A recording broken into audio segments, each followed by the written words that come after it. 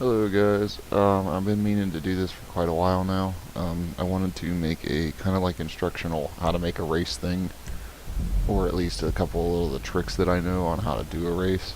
First thing you want to do is go to create race, and you have to do a few things before you can even do stuff. Or mature there, doesn't matter. Take a picture, sure. There you go, those three requirements are met. Now you need to make your loading location. This is where everybody loads into and meets up in the lobby.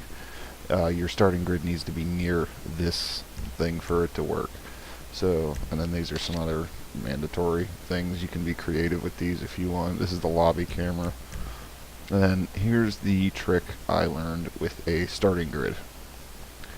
Say you want to have 30 players, but you don't, you have to pick large grid or medium grid to do cars. If you do small grid, you're stuck to just motorcycles. Well, here's the secret. Make it a small grid. Oh look, there's 30 cars. They all fit right there, nice and neat. And you can obviously play around with the size of this. You can do whatever the fuck you want. I'm going to put it like this. Place it right here. Okay, as of right now, it is bicycles. You need to test your race before you can publish it, but that's not something we're worried about right now. What I'm going to do is I'm going to save it. Okay, so the game knows that the small starting grid has been placed. So now what you can do is you go into your details and come down here to the starting grid size. You can now switch it to large. And if you go to the available vehicles, you can press A, and now you can apply all the different categories that you want. And if you're like me and you want to make things fun, you can even go into certain classes and remove specific vehicles. Like I like taking the Sanchez out of the off-road class because it breaks it. And then you can, it shows that you can't pick those. But anyway, now that you've got this, you just press left once, it goes right to supercars. You can pick whatever you want. And then there you go. That's how you get all the cars in a compact grid like that. And then all you need to do is save it. Now, I cannot stress how important it is to do not publish it until you are really satisfied with it, because if you publish the race, anytime you have to make details, you have to complete a full lap of your race, and if it's a long track, well, you're screwed. So if you want to, say you want to change it again, like say you don't like the position of the starting grid, you can do that. You can pick this one up and oh no, you done goofed, everything's all stupid. And if you hit cancel, oh no, everything's all stupid, why is that car on the roof? So that's not supposed to be like that. And then you have to do it again. So you would pick up the starting grid, make it small, put it where you want it, and then you'd have to save it. Now the game knows it's a small grid. And then you go back into the details, make it a large grid again, and then and then you gotta do all this again. So the reason I say if you published it, you would have to do a complete lap of a test run of your race before you could even do it again. So that's how you get all the cars in the grid. Something else I'd like to show somebody is people wonder how you get certain props to end up in the floor and things like that. What I do, let's see, is the most common thing is the buoys and platforms, this big old floating platform. You want to allow prop stacking. That basically lets you put it like in walls and shit, because if it wasn't, well, you can't put this on land, you have to put it on water. Now what I like to do is for like making a floor, people are like, oh, you just roll it, and then it's like, oh look, it's in the floor, and there you go, there's a ramp. Well, you can do better than that. What you do, something else to notice, the rotation thing, as soon as you change it, your prop will drop down until you hit reset. You want to always drop it as soon as you can, because it will just save you a headache, because sometimes when you place things like this, they get bumped down and they don't end up in the position that you want them in. So it's always best to do that, and then they don't get fucked up as often. Anyway, what I do for floors is I find myself a surface that's flat, like a roof or something, and what I do is I try to line it up like this, and I try to put it about, whoop, whoop, getting there, whoop, too much. There you go. Now see, that's pretty flat. Usually you can tell because of how, like, this one's actually, it doesn't come up at any angle. Usually you can see it slope left to right, right to left. This is pretty perfect. So what you do at this point is you put your camera directly on top of the item that you want, and you place it. Now what you want to do is you want to go to another item really quick, like say like a barrier or a bench, whatever, it doesn't matter. Raise it up a little bit, don't move left or right, just go straight up and place it again. Now what you'll do, hopefully if it's not too far, you can create a prop template. And what a template will do is you can place, like, if you select this bench, select the high object first, and then pick the bottom one, save the template, and now these items you can delete them because they're saved in the template. When you go to the template now, you can pick it up and, hey look, there's your bench, but oh look what's below it, haha, is your thing. Now if you want to, you can play with this however you want to. You can put these wherever you need to. Another good use of doing things like that are tire stacks. Like say a lot of people I see a lot of people like to put tire stacks around the telephone poles, but you can't because you start riding the pole. Well, that's the same problem here. If you place, two props next to each other. Now, this is bullcrap. See how it says it's too far away from the other prop?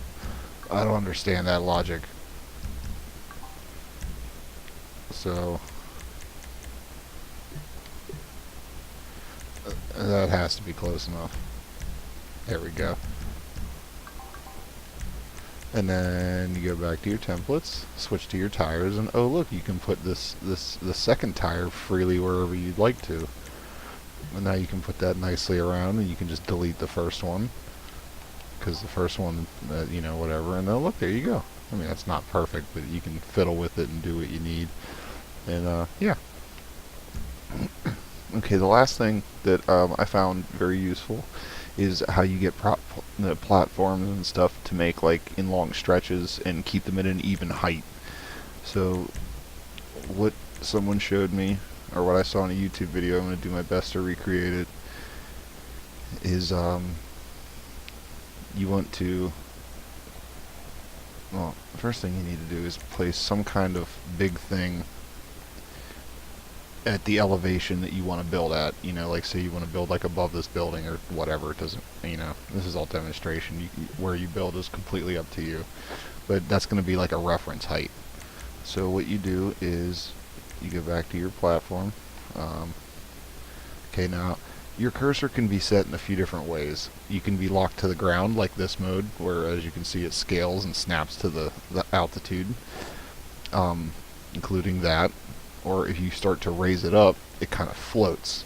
And what it'll do is it'll go to that height, but when you go back, it remains at that height. So what'll happen is when you go across this platform, it stays locked at this height because that's the height of that platform right there. So we're going to take advantage of this mechanic. So what you do is I'm going to go ahead and roll my platform and get it flat the way I like it. Hopefully it's on point. Like as you can see, it's a little uneven there. But this is also probably not the best thing to reference on. Like a roof is usually what I like to go for. But for sake of the whatever, no wait, you know what? No excuse for a bad job.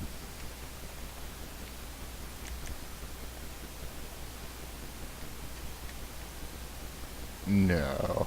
Now as you can see, if I go really slow, you can see how it wipes. That means it's slightly at an angle. So I get it about halfway, and then I fiddle.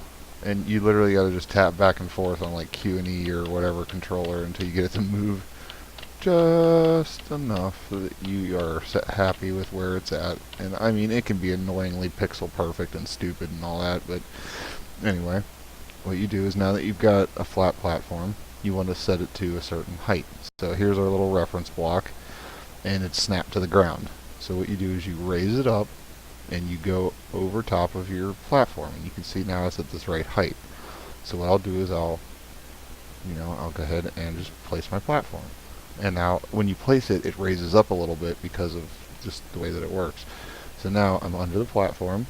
Again, when I mouse over it, or when I go across it again, I'll go back to that same height, and you can see that when I go up against this thing, they're flush perfectly together. Whoop, I raised it up. Whoop. I snap back to the ground now. Now you can see whenever I put these together that they are the exact same elevation.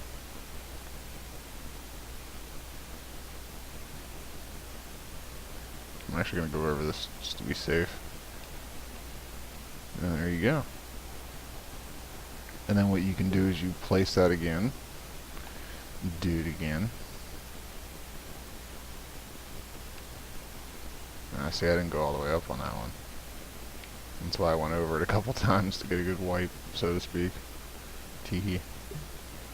But now you say, you got 3 of these. Now you create a prop template. And oh, wait a minute. Select that one, and that one. And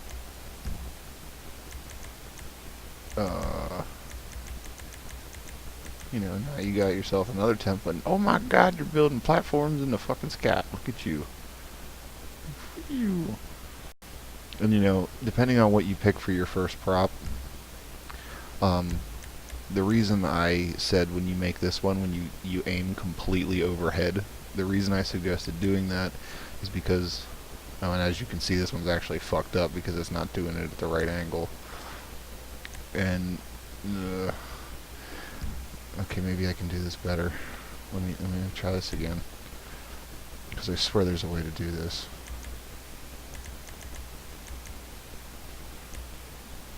And this video is getting a little longer than I wanted it to be. Okay, so yeah, if you adjust the world heading and you reset,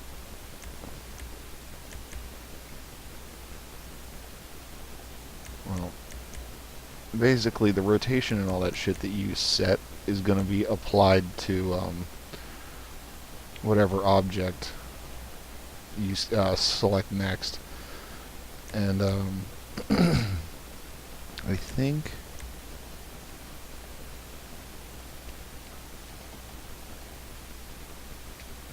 okay, that's pretty flat.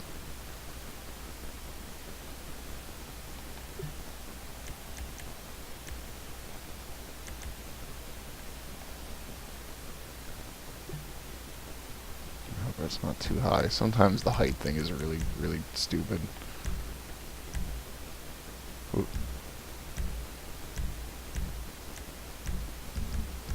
Okay, this one should do it. I hope. Okay, and now when you go to adjust stuff, it's still like all off kiltered.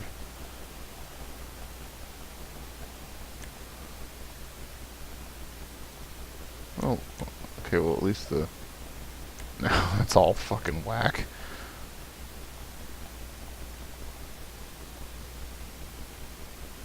Well, anyway, I hope that the tips that I showed you are helpful, and maybe I'll figure this shit out and get it right in the future. And thanks for watching, bye.